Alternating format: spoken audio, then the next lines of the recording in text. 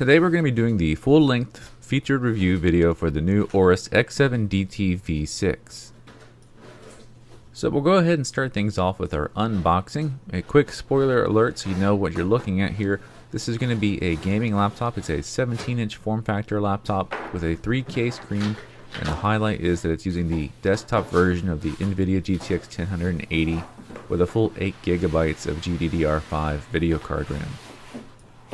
So as we move along with the unboxing, you can see that we do have a double box container. The outside box for shipping purposes, and the inside box has our product. Nothing too flashy here. A lot of times you might find an interior box with a lot of artwork and logos just to help hype up and sell the product, but Aorus doesn't really believe in doing that. It's a simple box. And it's actually more or less a triple box technique if you really think about it. The way they do it is then they have this third box which has the foam inserts on the corners. That's what actually has our laptop and everything else inside of it. So everything's pretty low profile, not too flashy.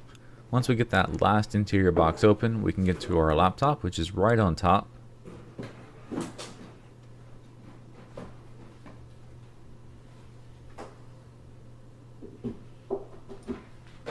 Over to the right hand side underneath of the laptop is where we're going to have our compartment with the AC to DC adapter and of course our cable for charging it. Quick specs on that.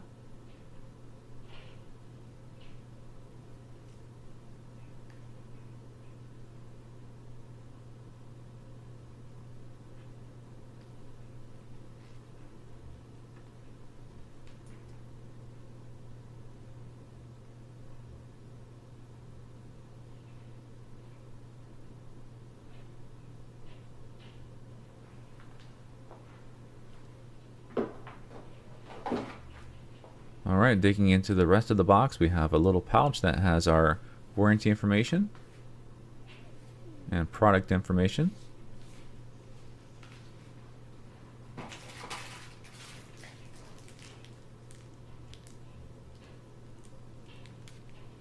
And then here's our optional laptop feet if you'd like to prop the laptop up.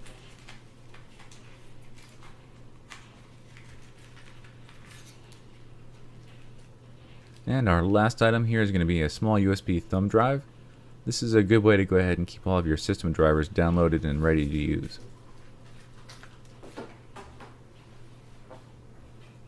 Alright, so let's unveil the laptop. We'll take off that protective cloth. We can see we have a nice stealthy matte block with the Aorus logo on it. Very thin profile for having a desktop GPU in it. The oversized cleaning cloth between the keyboard and screen. You can hold on to that for cleaning everything up when you use it. And let's go ahead and move on. Alright, let's go ahead and weigh in on things here. We can see our laptop is at 7 pounds and 2 ounces as far as the weight of the laptop itself. Of course, you're going to travel with your power adapter most of the time, so let's throw that in. The full carry weight with the power adapter and all is going to be 9 pounds and 2 ounces.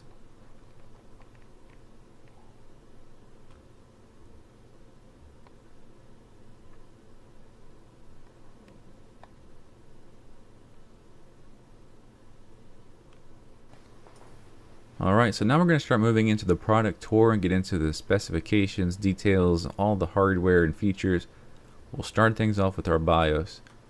Now there's not a whole lot to do in the BIOS. We're just flipping through the different tabs so you can see what options you do have available to you.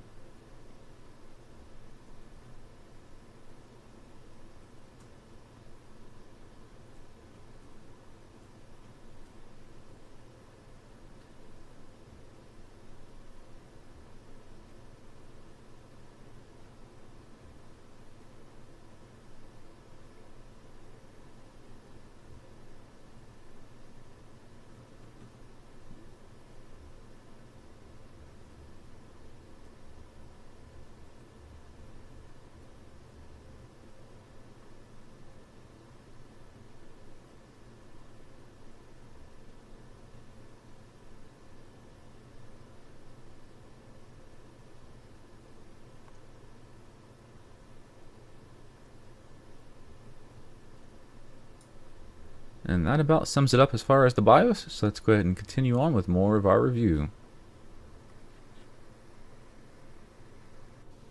Alright, it's time to get some measurements now. Of course, we got some coins up here for scale. With our tape measure, you can see that the rear of the laptop is just about 1.25 inches as far as total height. Near the front, it's actually a lot shorter than that. It's under 1 inch, much closer to 3/4 of an inch. So it's a very thin profile laptop. And then, of course, is that 17-inch form factor as far as the diagonal.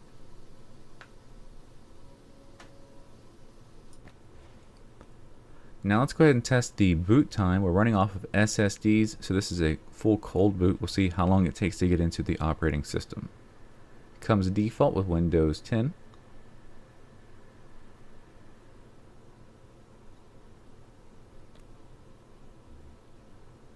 And we're going to clock in about 18 to 19 seconds as far as how long it took to get from full boot to the desktop.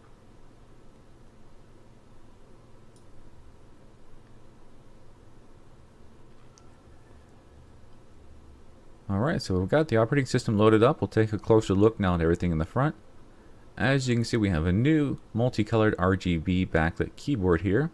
Some of the former models only had that solid white color, so now you get to embrace the multicolor fun. We have our gaming macro keys on the left hand side. We can program those through software. Low profile chiclet style keys. Got our oversized touchpad with the integrated left and right click buttons.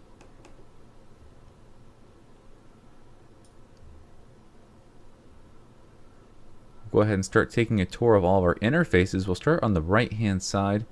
We have an SD card slot, a USB 3.0 slot, the brand new USB Type-C slot. We have our HDMI out, and of course our mini display port.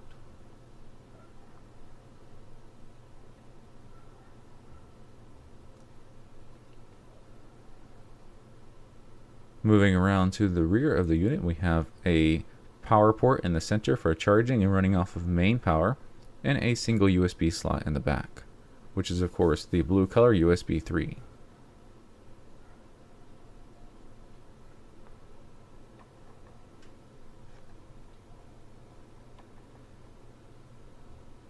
And over to our last side, we've got our Kingston lock port hiding away in the back, the RJ45 for our local networking connectivity, another HDMI output. Then we have another USB 3, two 3.5mm audio connections, one for a pair of headphones and one for a microphone. And that's pretty much going to cover all of the different sides as far as your interfaces and connectivity. Let's go ahead and move into the operating system and take a look at some of that specialized software.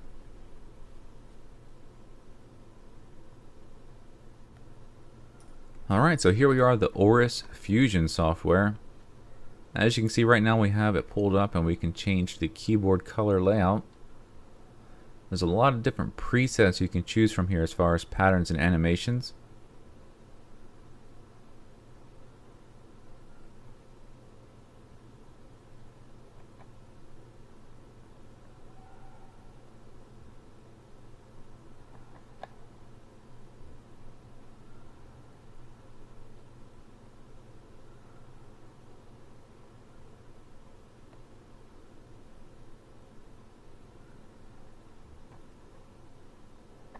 And of course you can go in and tweak these a little bit further if you'd like to really customize the colors and get it to exactly what you want.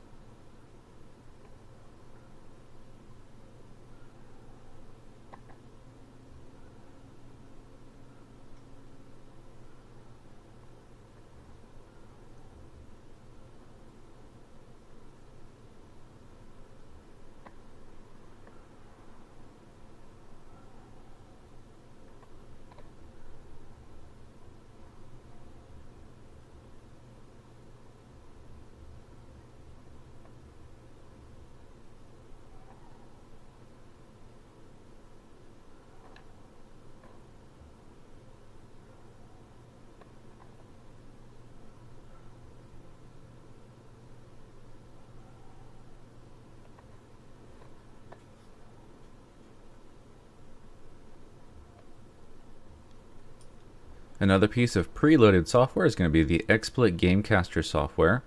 Of course, this is intended to be a gaming laptop. It doesn't have to be. And so it comes preloaded with the software you might want to use to live stream all of your video games. Right behind that we have our device manager pulled up, so this is a great way to look at all of our internal hardware. Of course, that NVidia GTX 1080, the desktop version. We have Killer for both the wired and wireless networking, the Intel Core i7 Skylake CPU, the 6820HK, which is an unlocked overclockable CPU. And of course, once we get into our disassembly later on, we'll show you some more cool things about this laptop's hardware. As far as the monitor ID, you can take a look at that on Google. It is what they consider a 3K resolution with 2560 by 1440 as far as the resolution, and it has a 120 Hz refresh rate.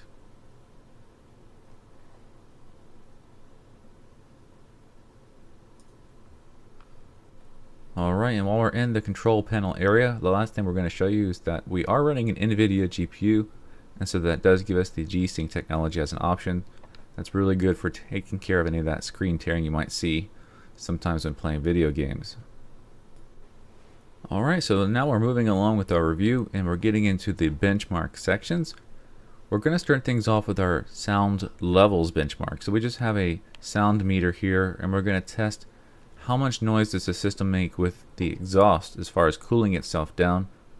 Of course, the best way to use these numbers to any kind of meaning is to look at other reviews we've already done with similar laptops and see if the numbers here are higher or lower, so you get a general idea, is this a quiet laptop or a loud laptop.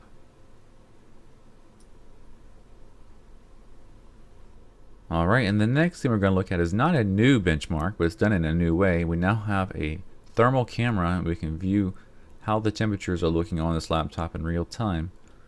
So what we're looking for here is that we want to see temperatures high in our exhaust areas, but low in the areas of the computer where you would be touching it with your hands. That can make for some very uncomfortable computing when your palms start to sweat.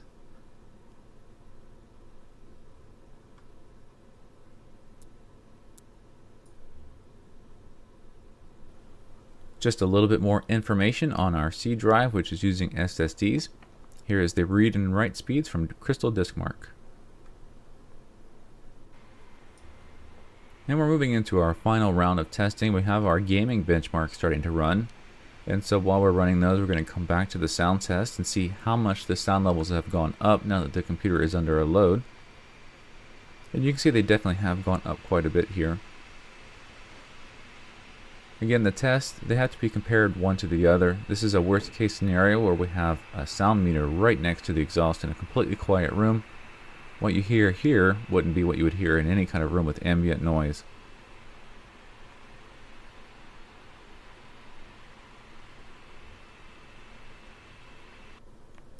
We have completed 3D Mark 11 and we've got our score. It's a performance score of 18,073.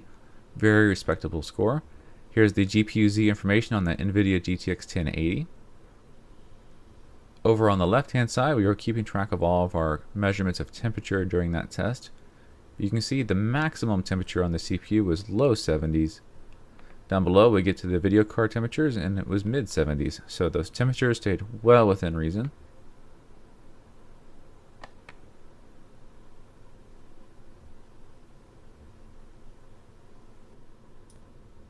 Now as we bounce back to our thermal benchmark again, this time we're doing the thermal test under load, running our next benchmark.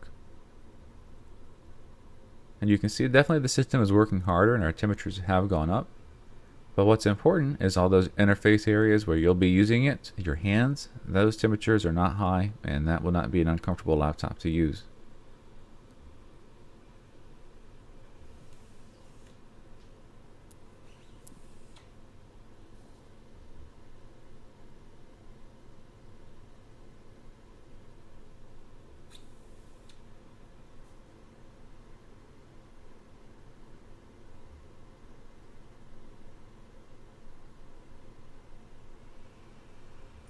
As you can see with our thermal camera, all the heat is coming out right out of these exhaust ports, which is exactly what you want to see happen. It means the system is properly getting rid of all that hot air, getting rid of all that heat from the equipment, and moving it out the back. And our thermal test and the benchmark we just did also showed that that was working really well.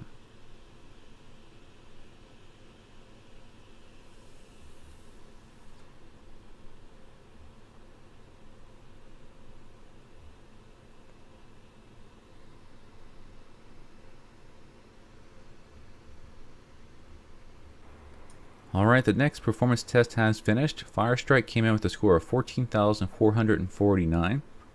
Again, re-verifying our GPU-Z specs on our video card, showing that nothing's changed.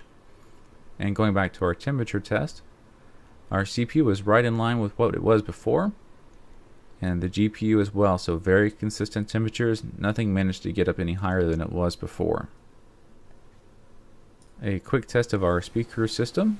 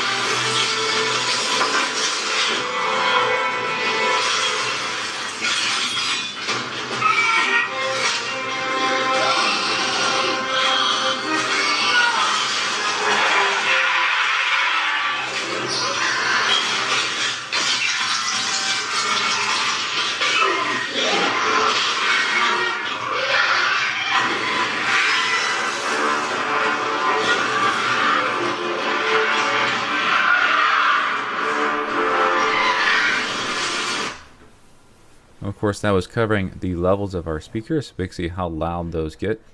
And now we're going to move into our final review segment. Alright, just like we normally do with our full-length featured reviews, there is a disassembly of the unit here at the end. That way we can show you what kind of hardware you have access to as far as user upgrades and just overall how is the machine built. So to get this apart, we have to go around the entire perimeter and take all of those screws out. So here's the number of screws that we removed, and you can see they are different lengths. So be sure to keep track of them so you don't put them back in the wrong place. With all of those removed, you can just remove the entire bottom panel. You can see all of that ventilation that was available down there. In a first look, so we have right in front of us the large internal battery. Next to it is going to be our 2.5-inch mechanical storage device, which is our mass storage. Alright, so just above our hard drive, you'll see one of the system speakers here. We do have a matching speaker on the opposite side, so that gives us two speakers at the bottom. That entire center area is dedicated to system RAM slots. We have 4 of them in total, 16 gigabyte SODIMMs in 2 of them, so 32 gigabytes of RAM out of the door, but it can be upgraded to a full 64 gigabytes. Now up above our system RAM slots, there's going to be our cooling solution, with our 2 cooling fans and all of the heat pipes that connect those to the CPU and GPU. Alright, and we'll go ahead and take that cooling solution off so we can see what's underneath of it. Combination of thermal pads and thermal paste as far as getting that connected to the motherboard. And here we have our GPU and our CPU.